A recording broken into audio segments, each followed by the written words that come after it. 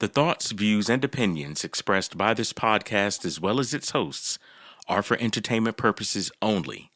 The viewpoints expressed, although based on very real topics, are not to be taken as fact. With that being said, enjoy the show. Hello, world. Hello, world. Hello, world. Welcome to Pardon the Politics podcast. We back. I'm back. Really? Yes, sir. Yes, sir. Yes, sir. Hello, world. Hello, world. Welcome to Pardon the Politics podcast. We back. I'm back. Yes, sir. Yes, sir. Really? Pardon the Politics podcast. Hello, world. Welcome to Pardon the Politics podcast, season 3, episode 16. I am your co-host, Jeezy, along with my brother and partner in politics, Manny. My brother, how are you doing on this evening? Man, I am doing fantastic. How are you doing? Hey, bro. I'm doing well, man. It's best to be seen and not viewed. Not viewed, man. On this episode, we will not have our co-host, Chuck, with us, as he's dealing with some personal matters. But at the end of the day, like we always say here at Pardon the Politics, never put the game on pause, but pass it on. So we're going to continue to do what we got to do and bring you the content. So in this episode, to our listeners, we hope this episode finds you in the best place possible. And we're here to try to make some clarity of the chaos that we're dealing with, brother. I don't know how we do it. Not well. Lots of crying. Hey, bro. Definitely lots of laughing. A lot. That's all you can do. That's all you can do, man. And this landscape that we're living in, and we're in this episode. We're not going to, because it has been a weekly thing. We're gonna move past Iran in the U.S. We know they're still meeting. We know they're trying to get the deal together. The 60-day clock is coming due. We know there's been a ceasefire between Lebanon and Israel that's going to hopefully help everything. Hopefully. But the way they keep running up to that tree like Daffy Duck and Bugs Bunny, rabbit season, duck season. Straight is open, straight is closed, straight. It's crazy.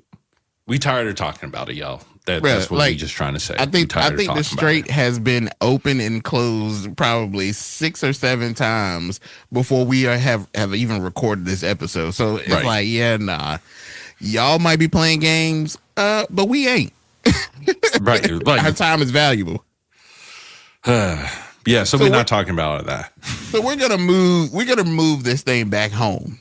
We're coming home. So this is our homecoming episode. We're gonna talk about what's going on here at home in the United States. So the first thing that we're gonna talk about, Manny, is when politics meets the pulpit, brother. So something that I feel that we have been teetering and tottering on this line for quite some time. But this is what's going on. So tensions are rising between Donald Trump and our boy Pope Leo, man. Which Pope Leo is cool, bro. Pope Bobby. Why we gotta have problems with Pope Bobby? But apparently there's tension now. The Pope has been making more direct comments about nationalism, immigration, and the moral direction of leadership. And a lot of people are reading that and those comments that he's making as not so subtle critique of Trump and the MAGA movement. So with this and with the beef, I guess, I don't know if we're at the level now where we're talking about this has gotten to Kendrick and Drake. I don't know if this is like rap beef level. Got the Neptunes on the...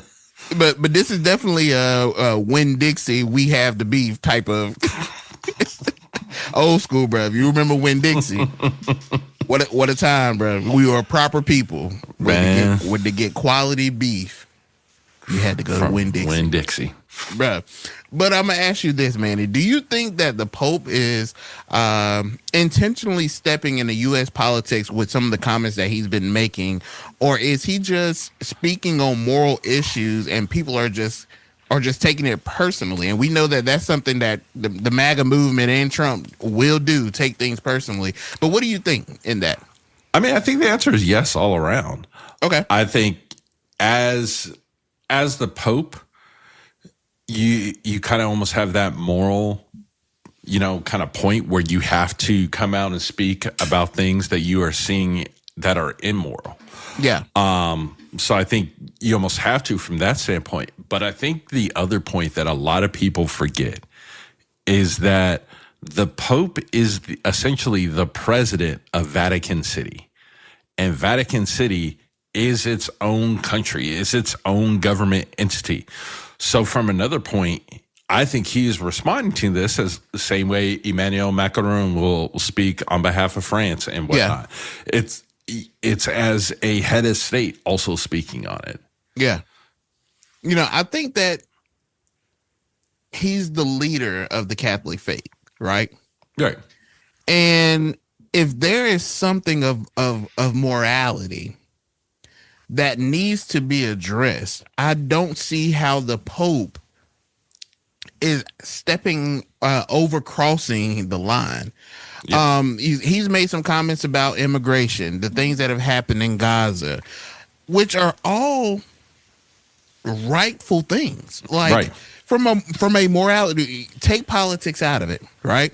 Yep. Take who started what or what's from a moral perspective, which I have a lot of respect for Pope Leo, because everything that he said up until this point is not necessarily crossing into politics, but speaking on the condition of what's around him. Right. And I feel like as the leader of the Catholic faith, that's exactly what he should be doing. And from my understanding, what he's done, not only just in his time as a Pope, but, his time as a cardinal and whatnot. And I think the other piece of it is, to your point, he's also American. Like right. If there's any group of people you need to be speaking directly to right now, it is the American Catholics. Yes. 100%. And I don't know how serious Trump is actually taking this. And that's the part that has me like, this is weird. Because are you really looking at him as a head of state, or are you looking at him as a religious leader? Yeah. Because the way you're talking is you're talking to him very much as another head of state. Now, that's not saying you should talk to another head of state like that, but that has been Trump's propensity to talk to talk kind of wild to other heads of state. Yeah, and I think that to that point is a very dangerous line, and we'll get to this later on in the segment, because Trump talks to a lot of people sideways. Yeah. Whether you're left, right, foreign, domestic. But one thing that I know for sure, and I'm not Catholic, but I know one thing for sure is that you're not going to talk out the side of your neck to the Pope, right? Like it's the Pope. It's the Pope, and for the first time I hope I'm not wrong, but in history, it's an American Pope. Yep. And when you look at the number of followers and people that are of the Catholic faith, you're digging a very deep ditch, Trump, by doing this, because now there's one thing that people will stand on, and we've seen that this line has been blurred. But when it comes to the Pope, we've seen people like, hey, whoa, you getting a little close to the eye, like you getting a little, you getting too much dip on your chip. You got way too much dip on your chip, Trump. So when it comes to this, and maybe, hey man, look, maybe what we're seeing in real time is Trump's conviction. Maybe Trump is being led. Hey, the Lord works in mysterious ways. The Lord works in mysterious ways.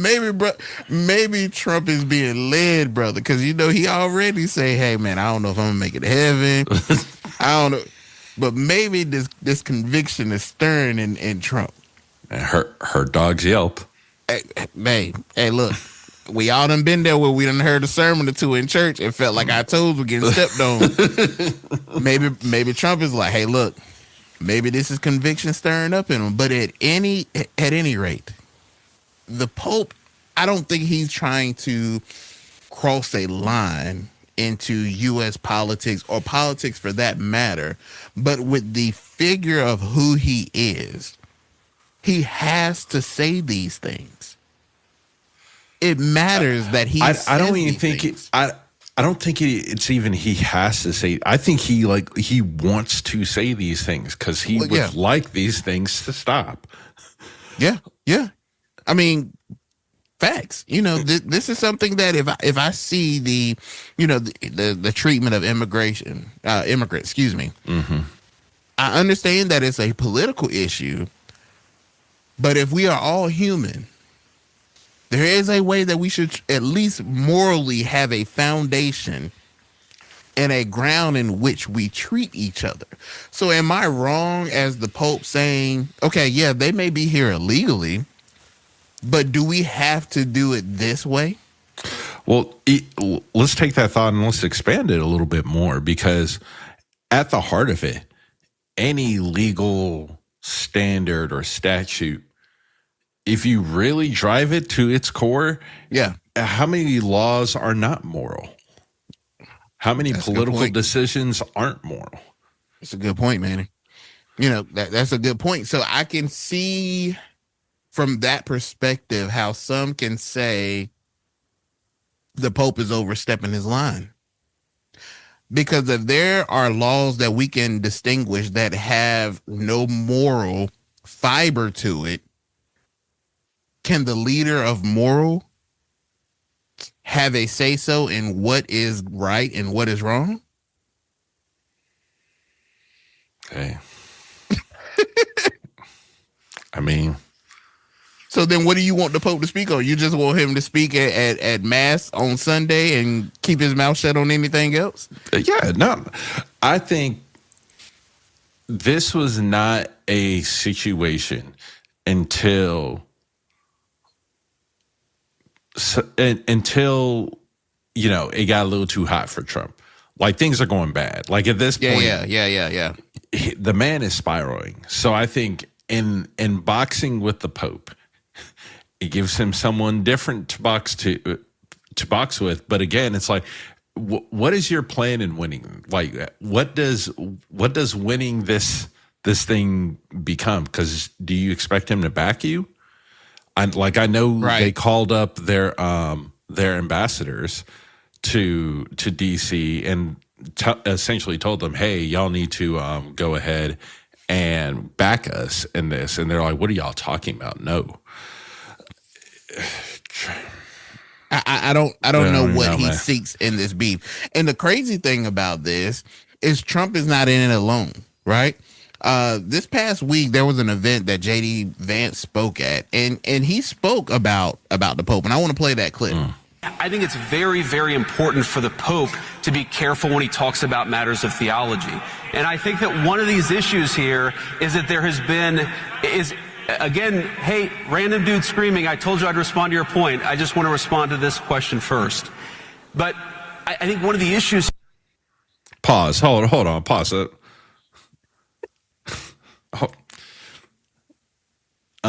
Josephus, Daniels, Vance, whatever your name is, right? The Pope speaking out on items of theology, bruh. Is that not his core job? If the Pope is not qualified to speak on theology, then who on earth is? Bruh. Wild. like wow. And I want to finish playing the clip. So hold on. Yeah, sorry. Here is if you're going to opine on matters of theology, you've got to be careful. You've got to make sure it's anchored in the truth, and that's anchored in the truth. Sir, Mr. J.D. Vance, are you insinuating that the Pope is speaking on matters not anchored in truth? Are you serious right now? Like, when I heard that, I couldn't even process the thought process of J.D. Vance, because I'm like, he should be careful about weighing in on theology, which is he has every right to do as the Pope.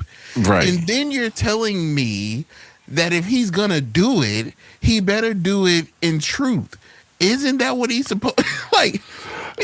What? Jonathan Douglas Vance. Aren't you Catholic? Like, this is where I'm confused. Like, aren't you Catholic? I'm lost. Like, I am confusion. Like, here's my stance with the Pope. I am not Catholic. Yes. So for me, when the Pope says something, I'm just kind of like, okay, Yeah. Not that I don't have would I love to meet the Pope? Yeah, but I do not see him as like my religious leader. Yeah. Yeah. But James Daniel, ain't this your guy? I could have sworn. If you were of the Catholic faith, I believe. Because you took out the other guy. Bruh, J.D. Vance definitely, bro. He met the last Pope. Within 48 hours, he was gone to glory. Bro, Pope Francis says, I need to go speak to God about this him. individual personally. I need to personally speak with management about this. You know how wild it is that you see somebody and bro, you like, hey, nah, yeah, I can't even pray about this. I gotta go handle this matter not in person. I gotta go handle this matter in spirit. I gotta go up and handle this matter in spirit personally. Because no. But like JD, huh? That's all I can say.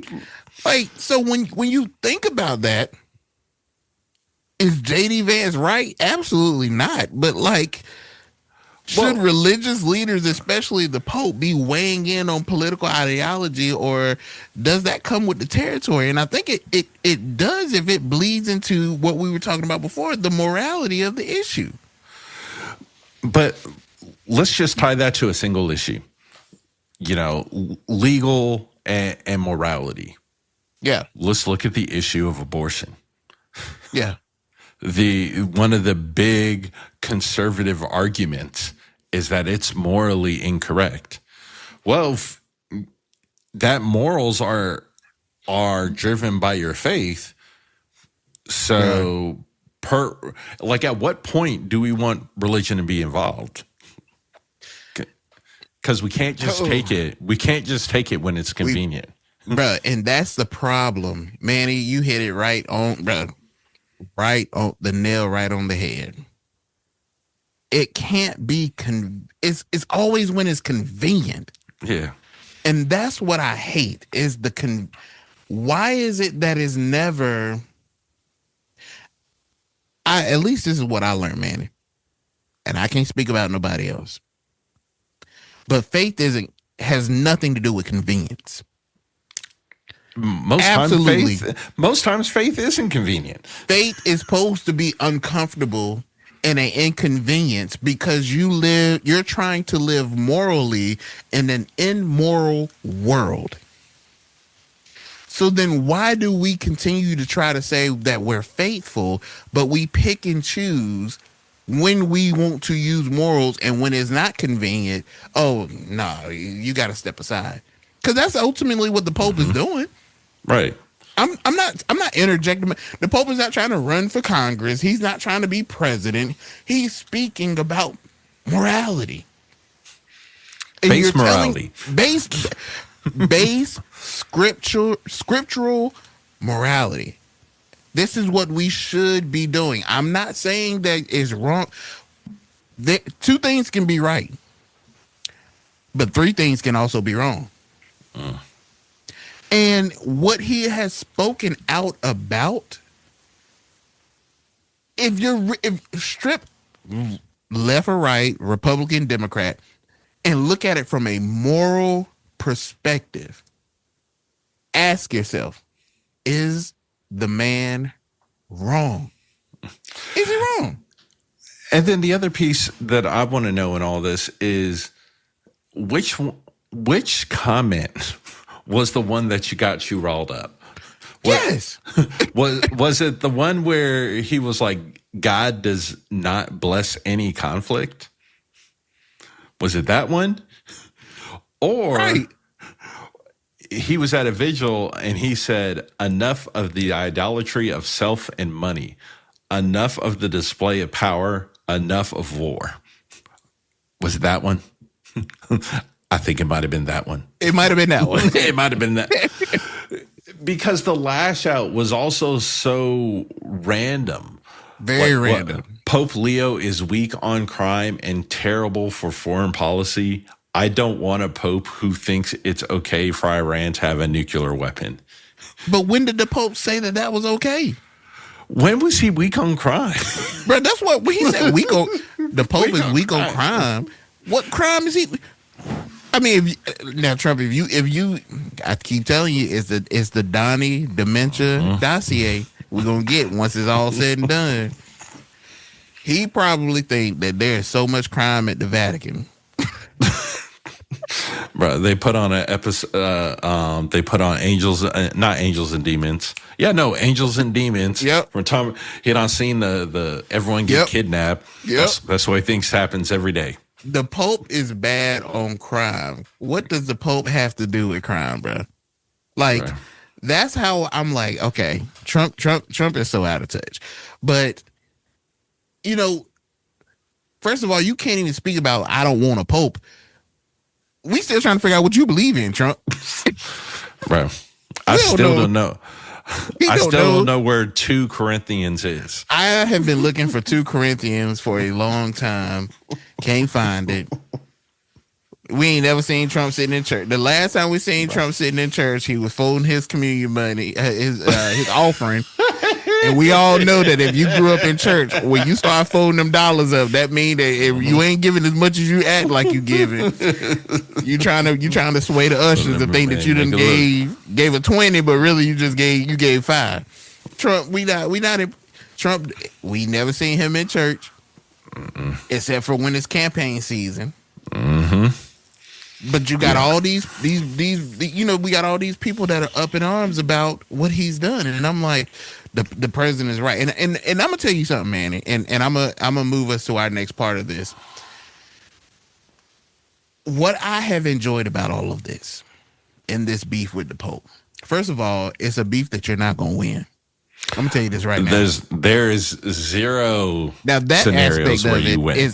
That aspect of it is like Drake and Kendrick. There won't nothing that Drake could do to win. It just, bruh, it is what it is. You just take that L and go ahead and sit down. You are not going to win against the Pope because the Pope is playing a game that you have never seen a day in your life, and that is scripture and morality. Something, sir, you know nothing about. You are playing checkers. First of all, no, Trump ain't even playing checkers. Trump is playing hopscotch. And the Pope is playing 4D chess. We are not the same. That's why I love that the Pope said when he's going to his trip to Africa, I will not be talking about Trump. I have much pressing, bro. I am the Pope. This is not my job to sit here and beef with this. He beefing with me. I'm not beefing with. I said what I said. Hey.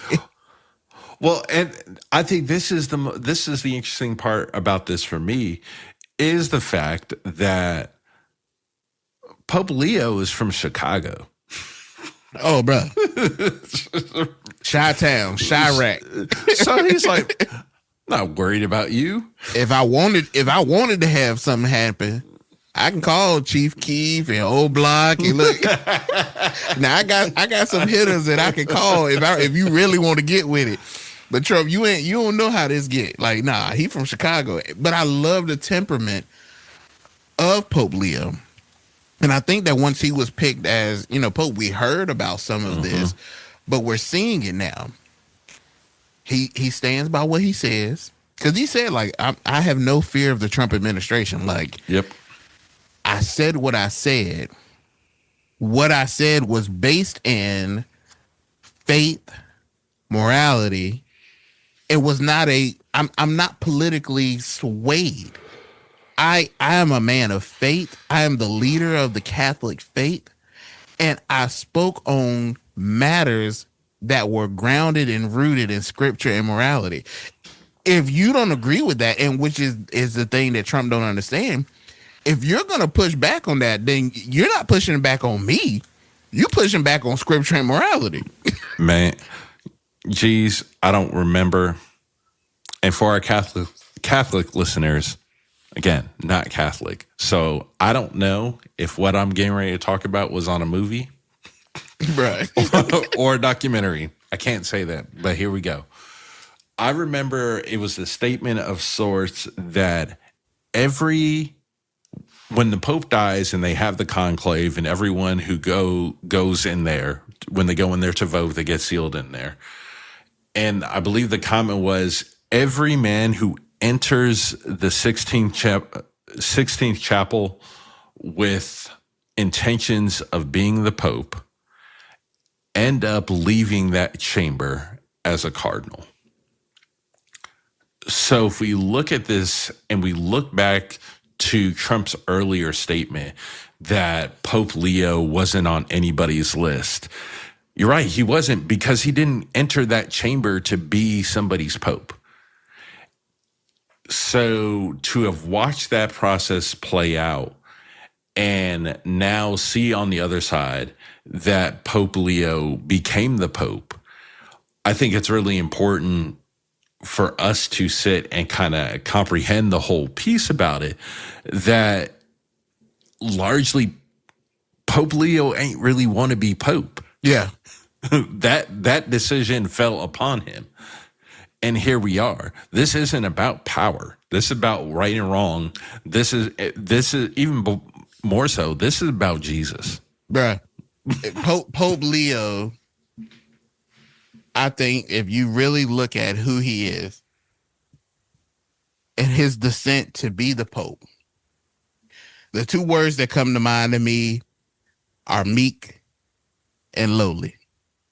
A man that did not seek this position. A man that really just wanted to serve within the faith. You can't ask for a better right Pope than that. And to somehow try to make him out as politically driven is a message that will fail completely, because he's not known to be that way. Right. He's known to be the lowliest of the low and the meekest of the meek.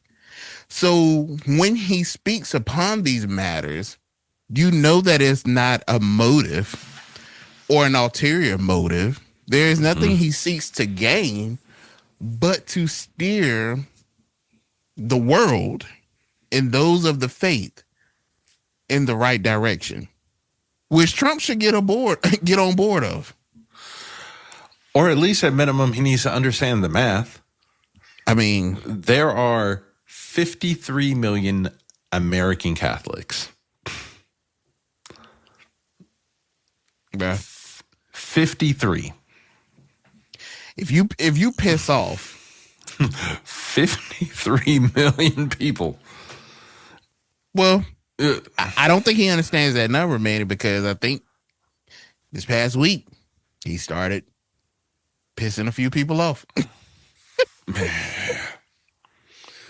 So, in all of his beef, the beef with the Pope, and then JD Vance comments, there was something I thoroughly enjoyed this week, and I must admit. But Trump posted an image this week. Yes, it's time. It's time. Out of all that happened this week, bro, Trump does what Trump does, bro. If it ain't nothing that Trump gonna do, Trump gonna Trump. Bro, you can set your watch to it. You can set, bro. You ain't even got to set an alarm, bro. It's gonna happen. He posted an image, man, that depicted himself as Christ, as our Lord and Savior, Jesus Christ. As if not coming off of Easter weekend talking about praise Allah. Praise Allah. Now we have Trump depicting himself as Jesus. And that's where things really exploded. And critics are calling it disrespectful. And this is where I tuned my ear, my antennas got up. Because there's a word that got thrown around that you don't hear much on mainstream these days. They said it was even blasphemous. Oh. Bruh. And again, it's... How did we get here? Bruh. Like... How did we get here, bro? Like, and not even the whole thing, just this event. Like, Trump, did you prompt ChatGPT or Canva? Like, did you Where write a prompt? did you get the photo from, bro? Right. Where? I don't think Trump did it because it wasn't just an image. Like, it had some like graphics to it where it moved, and so it went crazy. And then on top of that, to come out the next day and someone to ask you about it. Oh, hold on, brother. Brother, I have you. Oh. Did you post that picture of yourself depicted as Jesus Christ? Well, it wasn't depicted. It was me. I did post it, and I thought it was me as the doctor.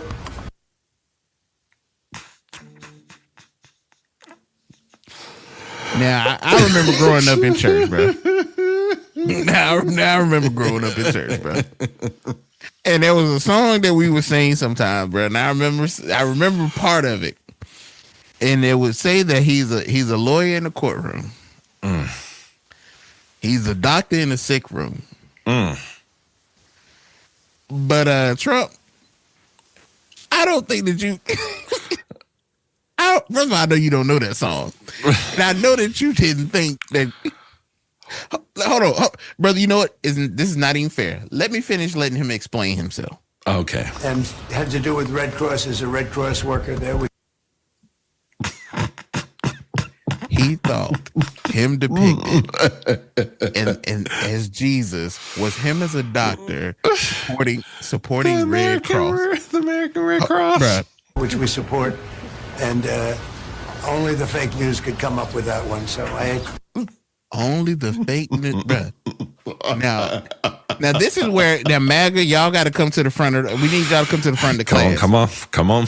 Y'all got to come to the front of the class because see, this is the problem that y'all have. This man tell y'all whatever he tell y'all, and y'all believe it because at the end of the day, I know the difference between red and blue. I know the difference between day and night. I know the difference between AM and PM. I know how to lace and tie my shoes. And I know 2 + 2 = 4. Now, you're not going to sit here and tell me, Donald John Trump, that when I seen that was not you depicted as Jesus, and you're going to tell me that this was somehow spun by the fake news media. MAGA, y'all got to come to the front of the room, because why y'all let this man play y'all like this? That was not... I have never in my bone days, as my granddaddy would say, my wife has delivered 2 babies. I have seen multiple people of my family and friends have surgery, and never in my bone days has my doctor walked in the room dressed as Jesus. I have never been to a doctor's appointment and seen the doctor dressed as Jesus. Unless it was Halloween, and I still got a problem with it. I got a problem with the Halloween. I got a problem, bruh. I have seen Red Cross drives for blood, and not once have I seen one of those beautiful young ladies that have helped collect blood dress in a robe and a gown. With a red shirt. With the scarlet. But hold on. Let me see if he got anything else to say. Maybe he can round it up. Fix this. Maybe he can fix it. I just heard about it, and I said, how did they come up with that? It's supposed to be me as a doctor making people better, and I do make people better. I make people a lot better. Brother. Now.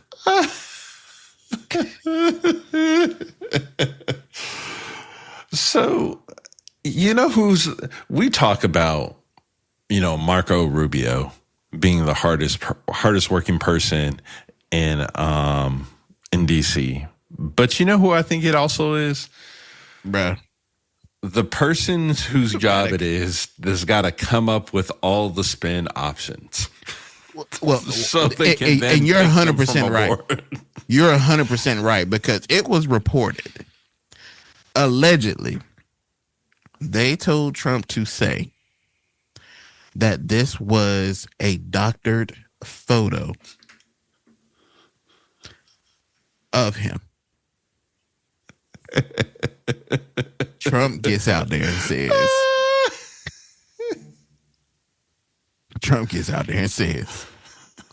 it's supposed to be me as a doctor. Bro, no, we told you to say this was a doctored photo that you were not responsible for. He said, oh yeah, I posted it, but I thought it was me as a doctor. Bro, you know what? The Donald Dementia dossier. I'm telling you, bro. That is the exact answer that I would expect to hear from someone that has no business being within arm's distance of the nuclear codes. Bruh, how many times, and this is how I know it's true, Manny.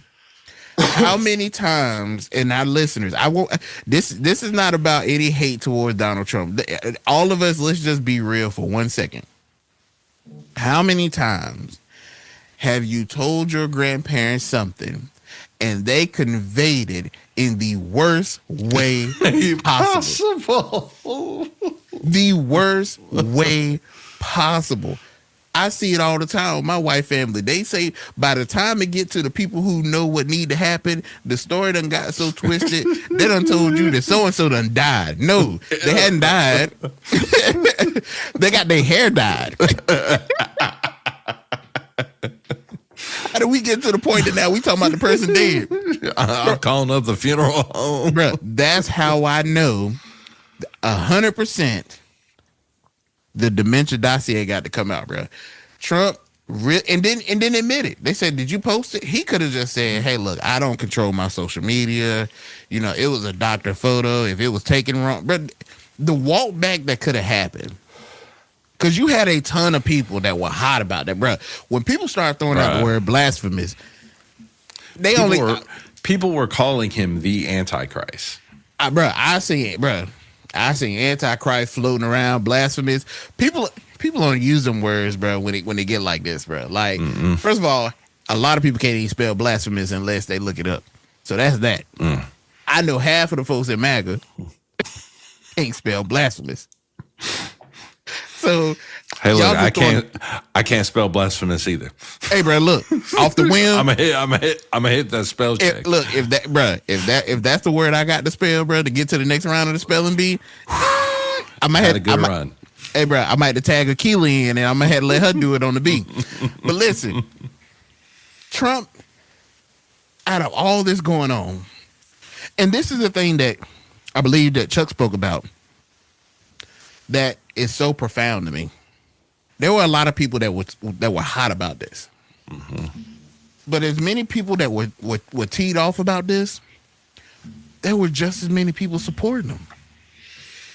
And I sat here and I said, wait a minute now. Where's the line for people? Right. He already dissing the Pope. He beefing with the Pope. J.D. Vance is telling you the Pope need to be careful when he speak about theology and make sure that he's speaking things that are grounded in truth. J.D. Vance is not the Pope. He wouldn't come close to being a cardinal. Right. With the life that he's lived. And then you have the president depicting himself as Jesus. And you have supporters saying, I still stand by the president. When you have his spiritual leader saying to go against Donald Trump is to go against God. Huh? Look, man, I've said it before, but now it's all just coming to fruition. We finally get the battle of the red letter Christians versus the red hat Christians. Hey, bro, it's a lot of folks that don't look. I'm convinced that a lot of y'all, when y'all seen them red letters, y'all just skipped over it and didn't realize that was some of the most important parts you should have been paying attention to. But what makes this whole thing interesting, just to put a cap on it, Manny, is that this isn't just about one post or one comment. This is really about who gets to define morality in society. And that is a dangerous place to be. Because is it a religious leader? Let's say like Donald Trump. Is he the one who defines morality in society? Or is it a religious figure like the Pope? Or, if I got to throw a third in there, is it us ourselves? Is it us ourselves that realize it's not Donald Trump or the Pope, it's us ourselves as a people. Right. To define what is morality. Because at the end of the day, if you rely on others and not truth, you'll never be able to define true morality, because the goalpost will always move. And then you add the political side on top of that. If you as a people have decided what your morality is going to be, where is your line in the sand? You know, it is the right to food, is the right to shelter. Like, then you talk about a political implementation. That's where it gets real interesting when we talk about government. Yep. Because in my eyes, we have lost sight of the foundation of morality. I knew as a society we had lost our foundation in morality when we took out 100+ kids in that strike in Iran and nobody batted an eye. It was the first thing that we did. And nobody, not even the cowards in Congress, didn't even bat an eye. I knew we had lost our foundation of morality when we heard about the starvation and the amount of destruction and genocide that took place in Gaza and we did not bat an eye. Israel stopped resources. And then you have our congressmen and women say America needs to wake up and support Israel and what they're doing. We tried to help. The world tried to help people, and Israel said no. We have an issue here domestically where the amount of money we have spent in a war with Iran that we should not be in could have put Americans first and handle some of the harshest issues that we deal with when it comes to health care, when it comes to affordability. But we chose the latter. Where is our foundation? We're burning somewhere between $1 to $2 billion a day right now. Do you know what that would do? If the morality of our people if we cared enough, if the foundation of our morality was based on truth. That's why when the Pope, again, I'm not Catholic, but I certainly cannot turn a blind eye to truth. We are supposed to care about our neighbors. Right. And when we have a society and our leaders, political leaders, are pushing us further from that, and the spokesperson of truth is being hammered and beat up for speaking about those things, we got to ask ourselves as a people, where is the foundation of morality? Because if political figures can't set it, if the Pope isn't able to speak on it, if we as a people allow it to just go unchecked and unnoticed, or we turn a blind eye to it, then what is it left? Who is it left up to? Right. And that's where I'll leave that point, because who is the guardian of that morality in our society? And if the one person that you have millions look up to is being attacked for speaking about that, we live in a dark time, brother. Right. And I hate this. Again, Pope Leo has done nothing but spoke truth. But when you tell the Pope he has to speak on truth and be founded in truth and make sure he's speaking the right thing,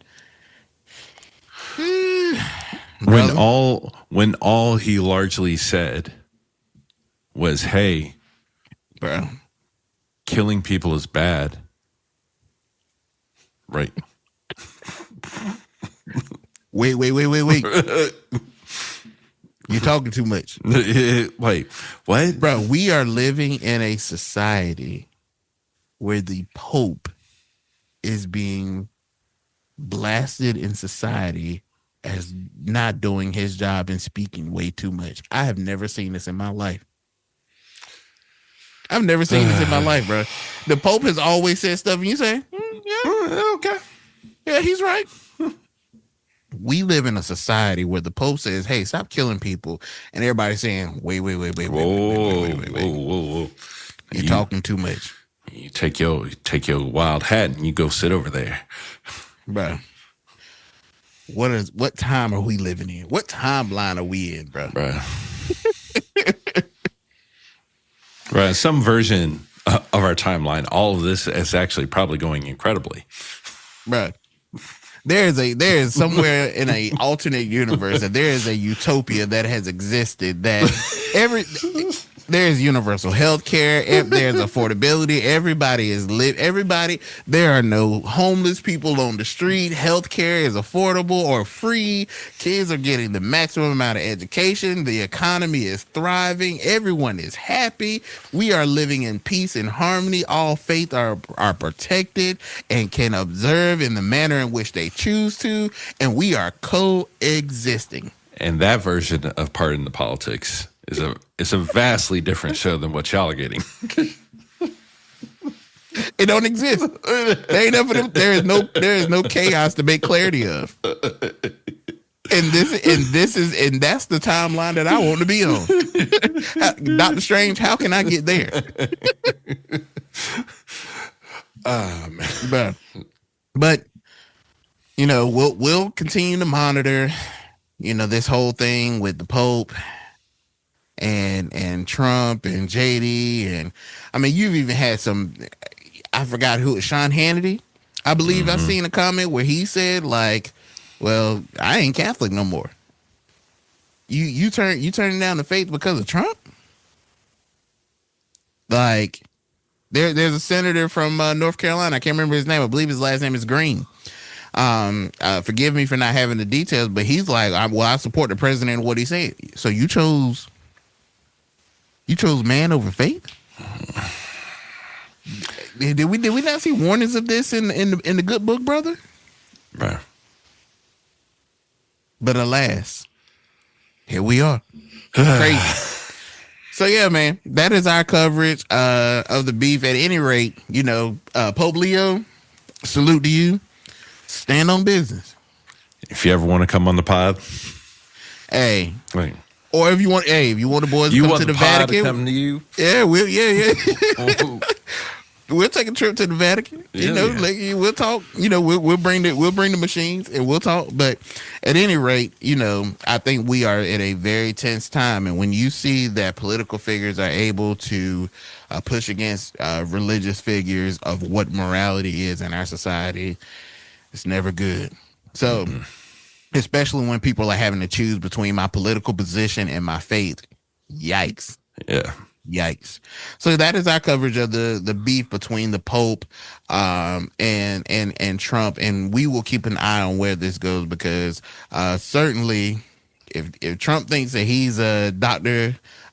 Donald Medicine Jesus, I can't imagine what the next what the next AI generated photo or video will be. So, but yeah. And like you said before, G's, it's only April. It's only April, bro. It's only April.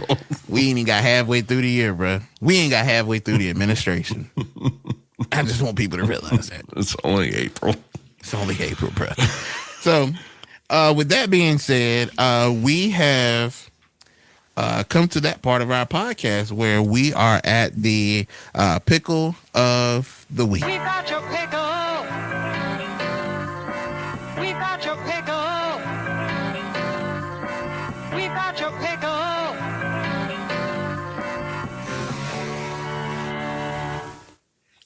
Now, all right. Our pickle for this week. I had 2 pickles this week, brother. Typically, I will have my 2 pickle queued up, but I'm gonna do a 2-in-1 pickle this week.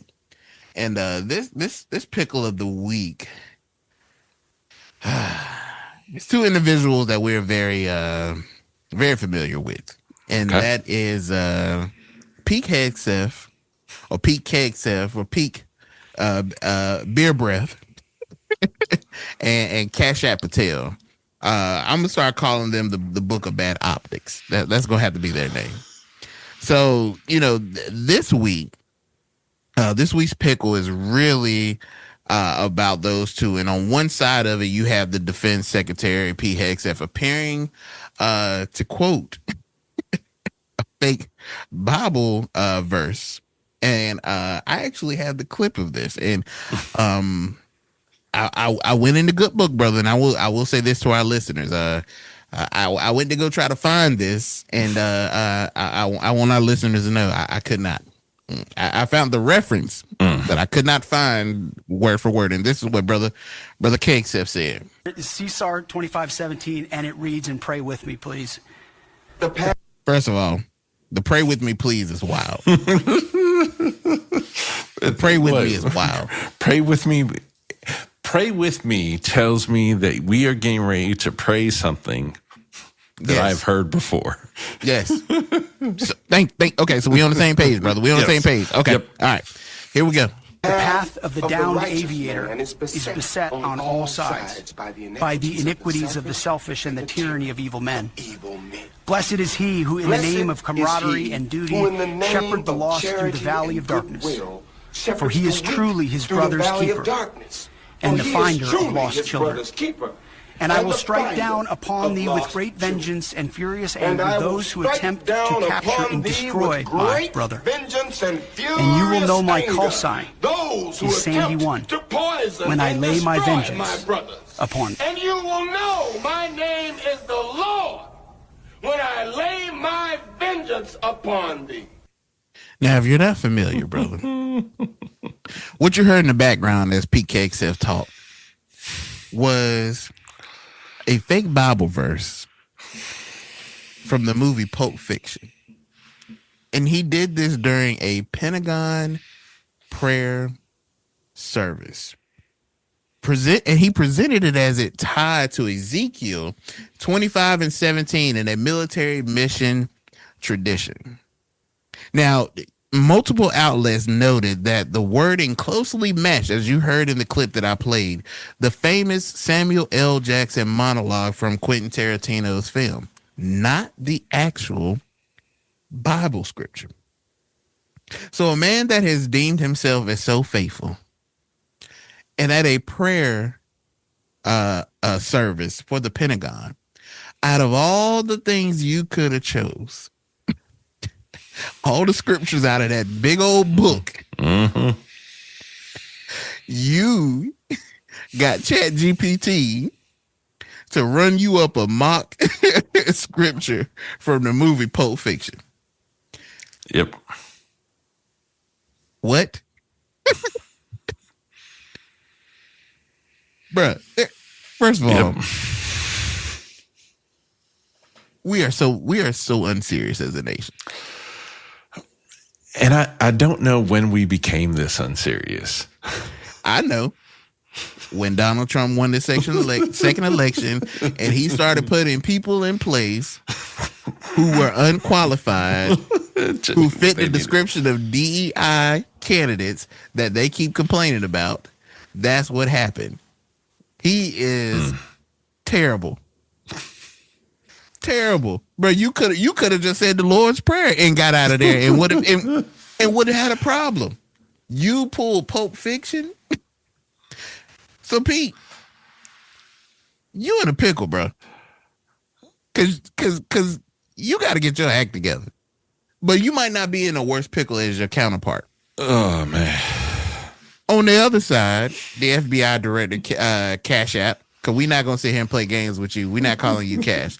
Your name is Kash Kash Patel is dealing with a fresh report from the Atlantic alleging excessive drinking, erratic behavior, and unexplained absences based on interviews where more than 24 current and former officials have made this complaint. Now, Kash has strongly denied the allegation and says he plans to take legal action. But bruh, if you are the head of the FBI, we all adults. I'm not saying that there's nothing wrong with you having a drink. But if you have excessive drinking, and they're talking about to the point where he is not available, he's acting battering rams. Bruh, yes. Like, yeah, they had to batter, like, to break into a room to get him because they couldn't have access to him. Bro, you are the FBI director. Have some class. Have some class. But the reason why both of you are pickles is because this is the kind of week. And really, this is just this is the period of time that we're in where America's national security leadership looks less than steady hands on the wheel and more like a youth pastor who confessed scripture with Quentin Tarantino and the FBI director who's fighting over a hangover rumor with a lawsuit threat. Like, bruh, what? You are a part of America's national security leadership. Mm-hmm. And you look this, and these are reports. We never heard reports like this when we were a proper people. when politics was so boring that you knew your FBI director was probably the most blandest of blandest. Went home, did his job. He may have a glass of wine and a cigar here and there, but for the most part, if the FBI director got called at 4 a.m, you knew that he'd respond. Right. Not this one. You know that the secretary or the Department of the Defense or War, or whatever you want to call it, is quoting and doing and using things that we have not seen any stability, and we're at a very critical point within our country. We're in a very tight time right now, bro. Everything is so fragile. Bro, thank you. That's the word I'm looking for. So fragile. So fragile. And you have these two having these things happen to them this week. So this week's Pickle of the Week goes to Pete Hegseth and Kash Patel. Because if your job is to make the country feel secure, right? Maybe don't spend the week making people ask whether America is being run by someone who is a fan favorite of Pulp Fiction, or a guy who allegedly ghosts his job because he's drunk and wants to threaten everybody with a lawsuit in his hand. That doesn't make us feel comfortable. And it certainly makes us look as a joke. Trump loves to talk about how we look so strong, so strong. Well, the leadership of our national security looks very weak. And for that, you're a pickle.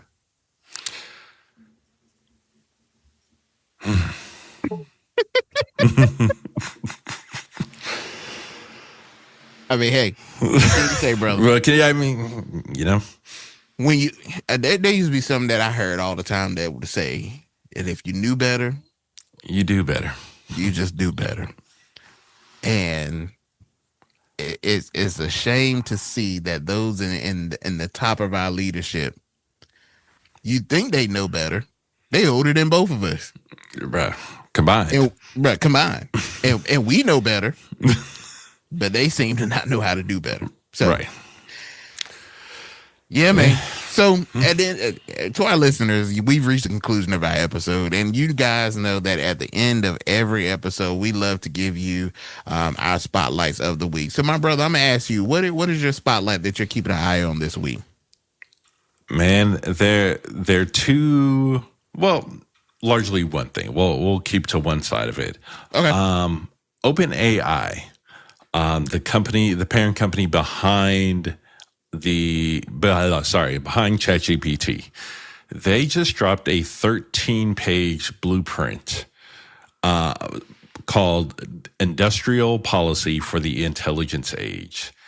It's a giant policy proposal. It proposes starting a public wealth fund, a 4-day work week, universal AI access, safety net rules that all AI companies would run under, a robot tax, basically a whole lot of like New Deal, big plan for how the world kind of just migrates into this new AI future.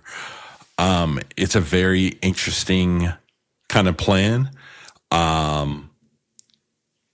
And we'll see how it plays out. Okay. I would say the other part of it is you're starting to see more scrutiny of these AI companies now, as we're starting to see companies doing layoffs in the name of AI and name of automation. Hey, your technology is doing this. What is the plan? You know, and also a lot in that document was about shifting tax burdens from, people to corporations. So I think it's interesting, and we'll see how messages like this will start cropping up and whether they start gaining heat and gaining kind of financial support as it kind of plays through. All right. So, yeah. Okay. Well, mine's is headed to the White House, and there was something that was very interesting that happened this past week. So Donald Trump just signed an executive order pushing for more federal research into a psychedelic drug called Ibogaine. Now, if you've never heard of Ibogaine, that's fine. That means that you're probably a regular person like us.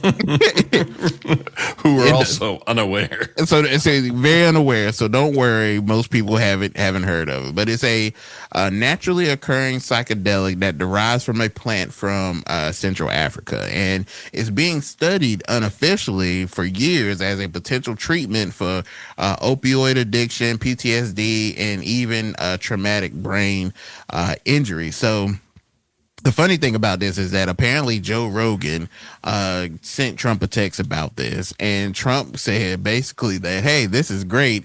You want FDA approval. First of all, Trump, FDA approval don't work that way. At least it shouldn't work that way. It definitely shouldn't work that way.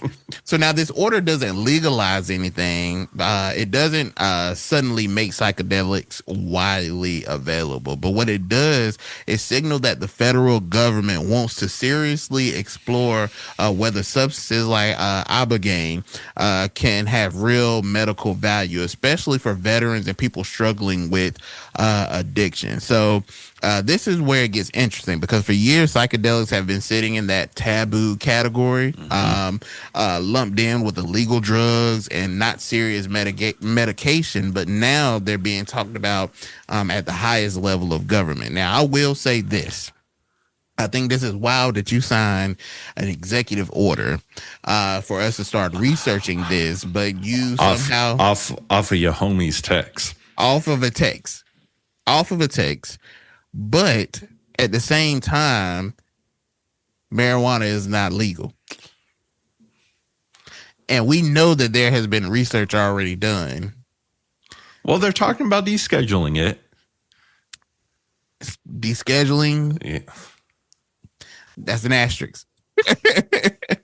But you were so quick to move on this from a text from Joe Rogan, but we've seen, not even just the people that have been incarcerated by it, but there has been research that has proven that there is some benefit for those. And we already have quite a few states that, legalize legalize the use of medical marijuana. Jesus. There we go. Medical weed. I don't say marijuana. But with this move could open the door for FDA approval treatments using psychedelics, shift how we approach the opioid crisis, and potentially change the entire conversation around mental health treatment. I say in an interview that Joe Rogan had with Ben Affleck, and when they were talking about it, they were saying that people that had addictions off of one dose of this plant, this completely reset, like complete reset. Like, I don't even want to be on it no more. So yeah, pretty wild. But the fact that you got an executive order signed off the strength of just texting your homeboy is pretty wild. So if we're willing to sign an executive order for something like this, I'm interested to see something like marijuana, how that is put in the mix, because it'd be kind of crazy that you can get the push and the funding and all the things you need for something like this off the strength of having a connection with your boy, but the research that's been done for this, we can't push this through for all states. Yeah. Yep. So we'll keep an eye on what that looks like and where that goes. I have no interest from a personal perspective. Right. I have no interest in none of this because, yeah. Yep. I'll just take my Lord and Savior Jesus Christ, and he's a fixer of all. Yep. I'll get my ginger ale. Yep. I'm going to drink my ginger ale, my saltine crackers. Lay down. And I'm going to lay down. Yep. So that's my spotlight of the week. But I mean, bro, that's just wild to me that you, off the strength of just texting your homeboy, you can potentially get an FDA approval or just get said an it in the executive meeting. order. Yes. And just said it. Like, and I will say this, just to wrap it up, Joe Rogan has admitted that he has not tried this himself. So right. The fact that he's pushing something that he's never even tried himself should tell you enough. But we will see what happens with that. So yeah, that's my spotlight of the week, man. So anything else, brother? All hearts and minds clear? All hearts and minds clear. Hey, so to our brother Chuck, we definitely miss you this episode, but we understand, and hopefully we'll have you back with us. But to our listeners, again, like, share, follow, subscribe, spread the word of Pardon Politics. We see where you all are, and we appreciate the support, and not just here domestically in the U.S., but in all the countries that are tuning in to us. We are so thankful. We are honored that for the duration of an episode, you lend us your ear to hear us ramble on about the chaos that is going on in our world. But hey, we're in it together, and like we always say here at the podcast, that if don't nobody love you, please know that the boys here at the pod, we love you. We love y'all. We love y'all, and we hope to see you at the next episode. So take care, world, and we'll see you then.